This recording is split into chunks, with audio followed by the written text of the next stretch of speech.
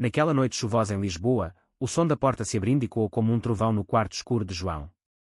Ele estava-se trocando após um banho rápido, o corpo ainda úmido, quando Miguel, o melhor amigo de seu pai, irrompeu sem bater, os olhos fixando nele por um segundo a mais do que o normal.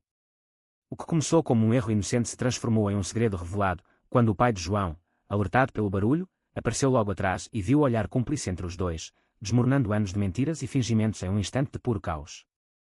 João congelou, a toalha escorregando ligeiramente de sua mão. Seu coração batia descompassado, como se o mundo inteiro tivesse parado para testemunhar aquele momento. Miguel, com sua presença imponente e barba grisalha que sempre o fazia parecer mais velho do que seus 35 anos, tentou disfarçar, murmurando algo sobre precisar de um carregador de celular esquecido. Mas era tarde demais. O pai de João, Sr. António, um homem conservador de 60 anos, criado nas tradições católicas rígidas do Alentejo, fixou os olhos neles com uma mistura de confusão e fúria crescente. "O que está acontecendo aqui?" perguntou com a voz rouca, as veias do pescoço pulsando. A família de João vivia em um apartamento modesto no bairro Alto, onde as ruas estreitas ecoavam com fados melancólicos à noite. João, aos 25 anos, era estudante de arquitetura na Universidade de Lisboa, um jovem inteligente e sensível que sempre lutou contra a sua identidade. Ele havia conhecido Miguel anos antes, quando o homem frequentava a casa como amigo inseparável de seu pai, ambos veteranos de uma pequena empresa de construção. Miguel era divorciado, com uma filha adolescente que morava com a ex-mulher em Porto, e carregava uma bagagem emocional pesada de um casamento fracassado por motivos que ninguém discutia abertamente. Naquele instante, João sentiu o peso de todos os segredos que havia guardado. Ele e Miguel haviam se aproximado aos poucos, em conversas casuais que viraram confidências profundas. Uma noite, após uma festa de família, um beijo impulsivo selou o que ambos sabiam ser inevitável, mas perigoso. Agora, expostos, João viu o rosto de seu pai se contorcer em descrença.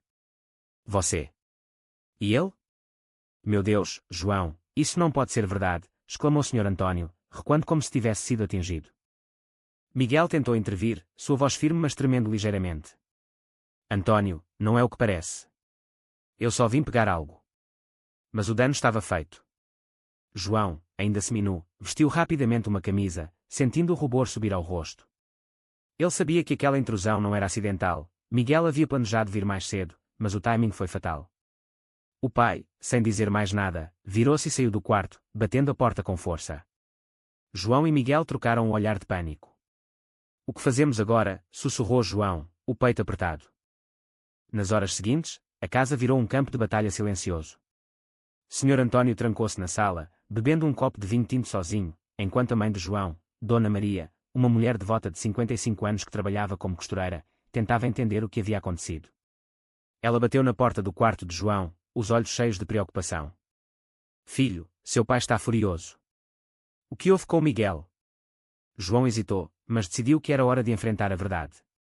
Sentou-se na cama, as mãos trêmulas, e contou tudo, como se sentia atraído por homens desde a adolescência, como Miguel o ajudara a aceitar isso, e como o relacionamento deles havia evoluído para algo mais profundo. Dona Maria ouviu em silêncio, lágrimas escorrendo pelo rosto. Ela era mais aberta que o marido, influenciada pelas mudanças sociais em Portugal após a legalização do casamento gay em 2010, mas ainda presa às raízes católicas. "João, eu te amo, mas isso vai destruir sua vida. A sociedade. A família. Pense no que dirão." João sentiu uma pontada de dor. Ele sabia dos riscos, os vizinhos conservadores, os primos no interior que ainda viam a homossexualidade como pecado, e o medo constante de rejeição. Mas esconder por mais tempo era insuportável. Enquanto isso, Miguel ligou para João do carro, sua voz baixa e urgente. "Eu não devia ter entrado assim. Seu pai é meu amigo há 20 anos. Isso pode acabar com tudo." João respondeu com amargura, "E nós? Isso acaba com nós também." A conversa terminou em impasse, com Miguel prometendo conversar com o Sr. António no dia seguinte. Mas João duvidava. Ele passou a noite em claro, revivendo memórias, o primeiro toque acidental, as noites roubadas em cafés escondidos de Alfama, onde podiam ser eles mesmos longe dos olhares julgadores. No dia seguinte, a tensão explodiu. Sr. António confrontou Miguel em um café perto da Praça do Comércio, onde o sol refletia no Tejo como se zombasse da escuridão em seus corações. "Você traiu minha confiança, Miguel." "Meu filho." "Como pôde?" Miguel, com olhos cansados, admitiu tudo. "Eu o amo, António. Não planejei isso, mas aconteceu." O pai de João levantou-se bruscamente, derrubando a cadeira. Você o corrompeu. Saia da minha vida e da dele. A amizade de décadas se quebrou ali, living Miguel devastado. João, ao saber, sentiu o mundo ruir. Ele havia perdido o apoio do pai, e agora Miguel hesitava, temendo as consequências para sua filha e sua reputação na comunidade de construtores, onde machismo ainda reinava. Talvez devamos parar, disse Miguel em uma ligação sussurrada. João chorou sozinho no quarto, questionando se o amor valia tanto sofrimento. Mas algo dentro dele se acendeu, uma determinação de lutar por sua identidade, custe o que custar. A família se reuniu à noite, com Dona Maria mediando.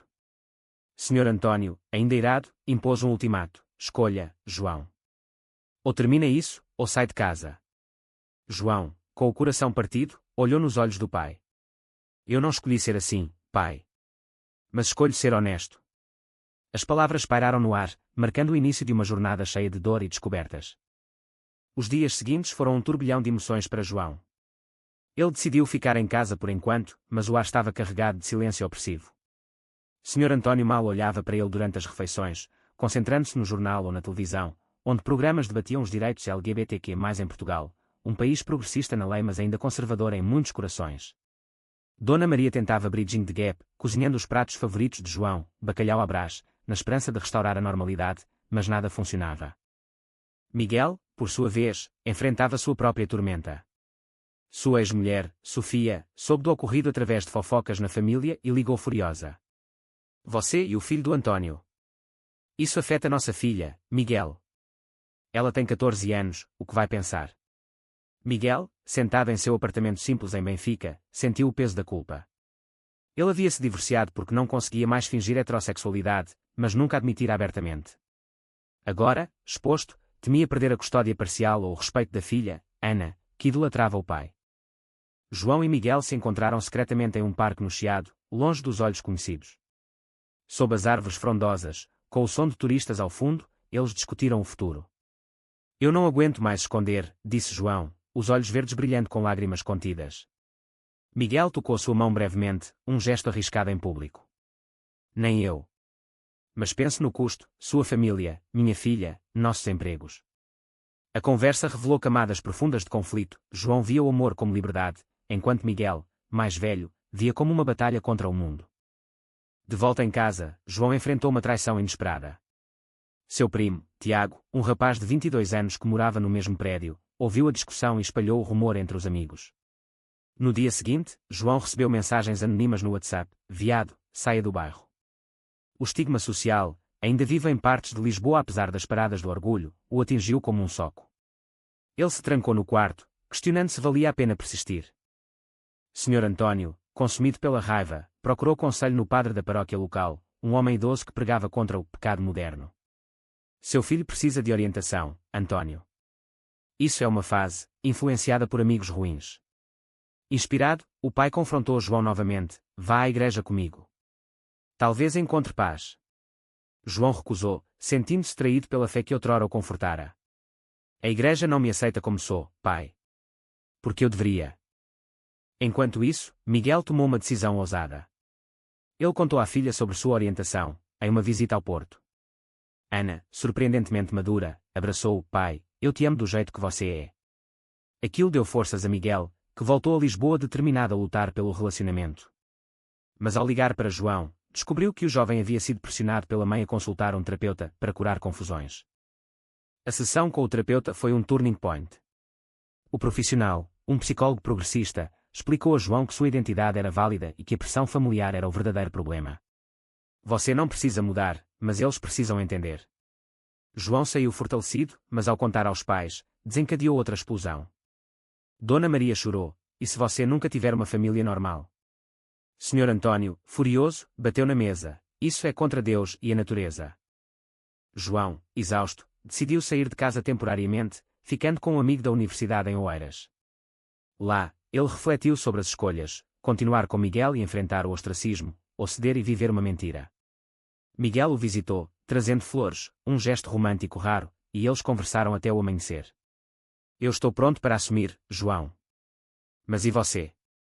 O jovem assentiu, mas com dúvida no coração. A tensão culminou em uma reunião familiar ampliada, com tios e primos. Tiago, o primo traidor, acusou João abertamente, você envergonha a família.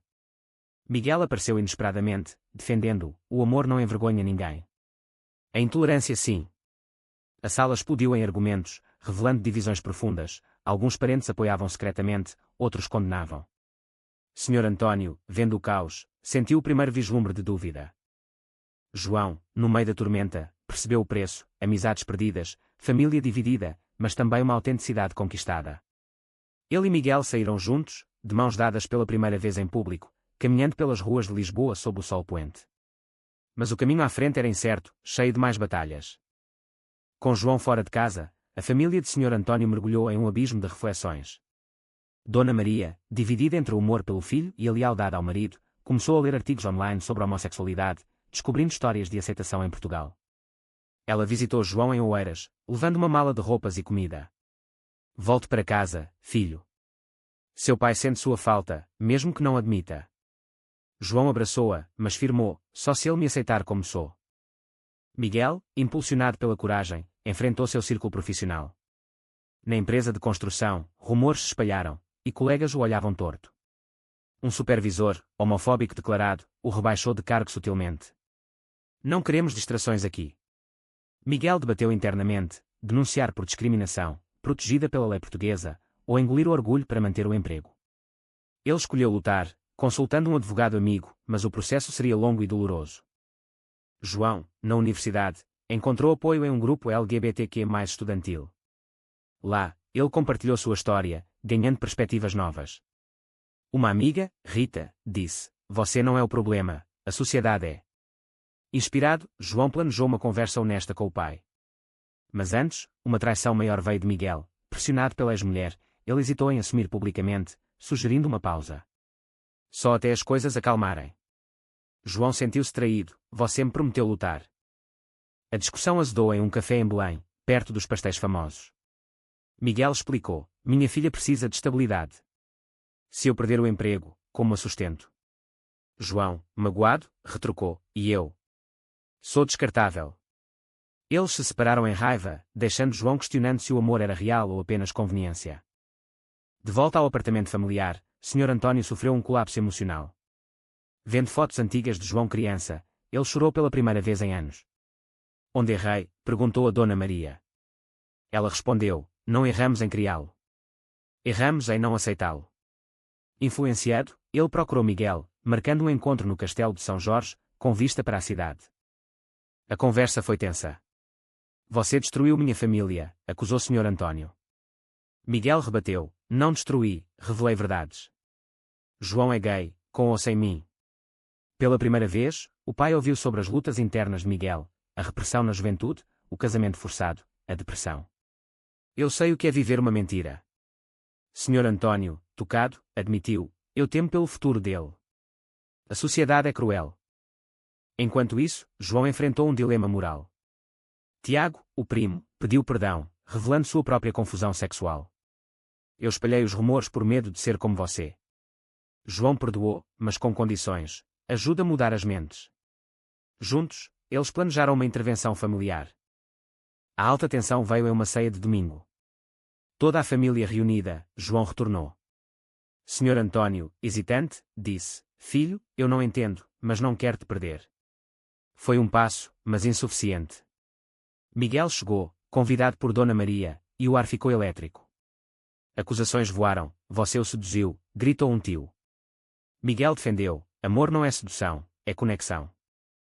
João, no centro, fez uma escolha controversa: se não me aceitarem, eu vou embora para sempre. O ultimato forçou reflexões. Dona Maria apoiou: ele é nosso filho. Sr. António, dividido, saiu da sala. Mais tarde, sozinho com João, confessou: eu vi homossexuais serem maltratados na minha juventude. Temo por você. João respondeu: o maior mal é a rejeição em casa. Miguel, vendo o progresso, reconquistou a confiança de João com uma promessa sincera: vou assumir tudo, custe o que custar. Eles se reconciliaram em uma caminhada noturna pela Avenida da Liberdade, onde luzes iluminavam esperanças. Mas o preço era alto, Miguel perdeu amigos no trabalho, e João enfrentou bullying na universidade. A narrativa se intensificou quando Ana, a filha de Miguel, veio visitar. Ela e João se conectaram, formando uma aliança. Meu pai é feliz com você, disse ela. Isso amoleceu Sr. António, que viu neles uma família possível, desafiando suas crenças. No entanto, uma reviravolta, Sofia, a ex, ameaçou processo por custódia, usando o relacionamento como influência negativa. Miguel teve que escolher, lutar na corte ou recuar. Ele optou pela luta, mas o estresse o deixou exausto. João, solidário, questionou sua própria resiliência. Vale a pena tanto dor? Mas em momentos íntimos, como um piquenique em Sintra, eles reafirmaram o amor, apesar das sombras. A batalha pela custódia de Ana se tornou o epicentro do drama. Miguel contratou um advogado especializado em direitos LGBTQ+, citando leis portuguesas que protegem contra a discriminação baseada em orientação sexual. Sofia, motivada por ciúmes residuais, argumentava que o estilo de vida instável de Miguel prejudicaria a filha. João, indiretamente envolvido, sentiu culpa, sou o motivo disso. Miguel tranquilizou, não, é preconceito dela. Enquanto o processo se arrastava nos tribunais do Porto, João enfrentava pressões acadêmicas. Seus projetos de arquitetura sofriam com a distração, e um professor notou, você parece perdido, João. Ele confidenciou parte da história, ganhando empatia e conselhos, use sua dor como combustível criativo. Inspirado, João desenhou um projeto de um centro comunitário LGBTQ+, em Lisboa, simbolizando aceitação. Em casa, Sr. António progredia lentamente. Assistiu a um documentário sobre a Revolução dos Cravos e as mudanças sociais, questionando suas visões arcaicas. Dona Maria o incentivou, Portugal mudou, nós também podemos. Ele concordou em uma terapia familiar, um passo gigante. Na sessão, lágrimas fluíram, eu te amo, filho, mas tenho medo. João respondeu, medo de quê? De mim ser feliz. Miguel, estressado pelo julgamento, quase cedeu. Em uma noite chuvosa, ligou para João, talvez devamos pausar até isso acabar. João, ferido, confrontou, isso é covardia. A discussão revelou mau tom ao C. Miguel priorizava a filha, enquanto João via como abandono. Eles se separaram temporariamente, living ambos devastados. João buscou refúgio em amigos do grupo LGBTQ+, participando de uma manifestação no Rossio contra a homofobia. Lá, ele falou publicamente pela primeira vez, ganhando aplausos e força. Mas ao voltar, encontrou Tiago traindo novamente. O primo havia contado a Sofia detalhes para ajudar Miguel, mas piorando as coisas. A traição culminou em uma confrontação familiar explosiva. João acusou Tiago, você joga dos dois lados. Tiago admitiu, estou confuso, invejo sua coragem. Isso levou a uma reconciliação profunda, com Tiago assumindo sua bissexualidade. No tribunal, Miguel testemunhou com honestidade, meu amor por João não me torna um pai pior, me torna humano. Ana, chamada a depor, defendeu, quero meu pai feliz. O juiz, progressista, decidiu a favor de Miguel, mantendo a custódia compartilhada. Vitória, mas com cicatrizes, Sofia se afastou amargurada. Com o alívio, Miguel e João se reconciliaram. Em uma viagem a Évora, eles discutiram o futuro, casamento. A adoção. Mas realidades sociais os ancoravam. De volta, Sr. António surpreendeu, eu aceito você, João. E o Miguel? Bem, ele é família agora. A aceitação veio com custo, parentes distantes cortaram laços, e Miguel perdeu um contrato grande no trabalho. João, graduando-se, dedicou seu diploma aos pais, simbolizando cura.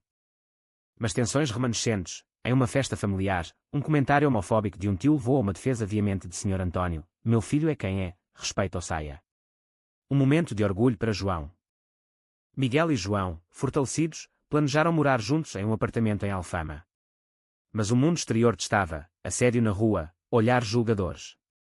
Eles escolheram ignorar, focando no amor. No entanto, uma escolha final controversa. João recusou um emprego em Berlim para ficar perto da família, sacrificando carreira por laços. Miguel questionou, é certo? João afirmou, sim, família é tudo. A narrativa se aproximava do clímax, com todos pagando preços, perda de amigos, lutas internas, mas ganhando autenticidade. Com o tempo, a vida de João e Miguel se estabilizou em uma rotina marcada por pequenas vitórias e desafios persistentes.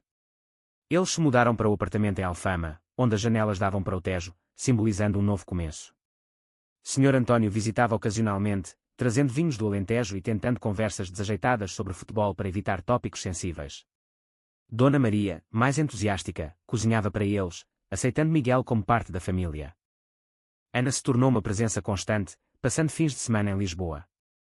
Ela e João desenvolveram uma amizade genuína, com ele a ajudando em deveres de casa e ela o ensinando sobre cultura pop. Vocês são fofos juntos, dizia ela, aliviando tensões passadas. No trabalho, Miguel reconquistou respeito ao provar sua competência, apesar de alguns colegas distantes. Ele se envolveu em uma associação de direitos LGBTQ+, na construção civil, transformando dor em advocacia.